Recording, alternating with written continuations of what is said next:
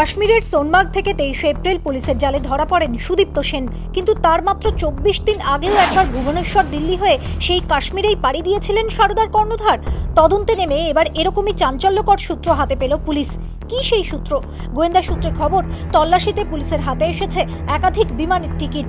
আর তাতে দেখা যাচ্ছে 29 মার্চ ভুবনেশ্বর থেকে দিল্লি যান সুদীপ্ত সহ সারদার 2 শীর্ষ আধিকারিক। 30 মার্চ সুদীপ্ত এবং এক আধিকারিক দিল্লি থেকে বিমানে যান শ্রীনগর।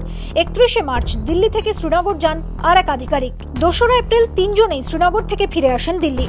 গোয়েন্দাদের দাবি, জেরার মুখে সুদীপ্ত সেন কাশ্মীরে 3 দিন কাটানোর কথা এড়িয়ে যাচ্ছেন এবং সে কারণে বিষয়টি নিয়ে গোয়েন্দাদের মধ্যে প্রাথমিকভাবে একটা দ্বন্দ্ব তৈরি হয়েছিল। কিন্তু শ্রীনগর থেকে দিল্লি ফেরার টিকিটটি হাতে পেয়ে গোয়েন্দারা কার্যত নিশ্চিত যে সুদীপ্ত সেন শ্রীনগর গিয়েছিলেন, না হলে সেখান থেকে ফেরার টিকিট আসবে কোথা থেকে? এখন চাঞ্চল্যকর এই সূত্র সামনে আসার পরই প্রশ্ন উঠছে, 23 এপ্রিল যে কাশ্মীর থেকে সুদীপ্ত ধরা পড়লেন, মাত্র কয়েকদিন আগে তিনি সেখানে গিয়েছিলেন কেন? গোয়েন্দাদের জোরালো অনুমান, তিনি কাশ্মীর পাড়ি দেন গা ঢাকা দেওয়ার জায়গা খুঁজতেই। পুলিশের বক্তব্য, তদন্তে ইতিমধ্যেই এই তথ্য সামনে এসেছে যে সুদীপ্ত বেশ কয়েক মাস আগেই আঁচ করতে পেরেছিলেন তার ব্যবসার ভরাডুবি আসন্ন। এই কারণে তিনি বোর্ড অব ডিরেক্টর থেকে স্ত্রী পুত্রকে সরান, ধীরে ধীরে সম্পত্তিও সরাতে শুরু করেছিলেন। আর এরপরের কাজই সম্ভবত ছিল আত্মগোপনের একটা নিরাপদ আস্তানা খুঁজে বের করা। সুদীপ্তর সঙ্গে সংস্থার যে 2 শীর্ষ আধিকারিক গিয়েছিলেন তাদের ইতিমধ্যেই পুলিশ জিজ্ঞাসাবাদ করেছে। পুলিশের দাবি, কাশ্মীর যাওয়ার কথা তারা স্বীকারও করেছেন।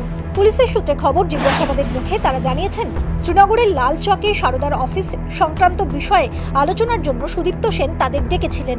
প্রসঙ্গত, পলায়নের সময়ও ঠিক এভাবেই 12 তারিখ দিল্লি পৌঁছে দেবযানীকে ডেকে পাঠিয়েছিলেন সুদীপ্ত। সুদীপ্তর এই ভূস্বর্গ যাত্রার মধ্যে সুপরিকল্পিত একটা ছক খুঁজে পাচ্ছে পুলিশ। কি রকম?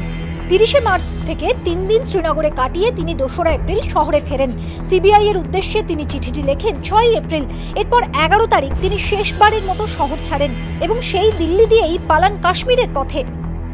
রাজর্ষি দত্তগুপ্তের রিপোর্ট, এবিপি আনন্দ, কলকাতা।